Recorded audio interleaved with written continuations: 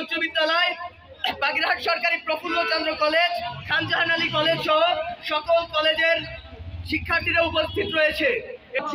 Lottery ব্যবস্থার মাধ্যমে, আমি আবার সুস্পষ্টভাবে বলতে চাই, লটারি ব্যবস্থার মাধ্যমে সরকারি বেসরকারি স্কুলে যে ভর্তি প্রক্রিয়া এবছর চালু হয়েছে তা অবিলম্বে বাতিল করতে হবে। 5 আগস্টের পরে আমরা একটি নতুন এবং স্বাধীন রাষ্ট্র পেয়েছি, যেখানে আমরা আশা করছি থাকবে না কোনো বৈষম্য, থাকবে না কোনো কোটা অথবা কোনো ধরনের কোনো বৈষম্য, যেখানে কোনো ঠাঁই পাবে না।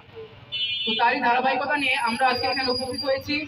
আমাদের মূলত দাবি হচ্ছে বিদ্যালয়ে ভর্তির জন্য যে লটারি প্রথা এখানে প্রচলিত আছে এটির অবসান ঘটানো।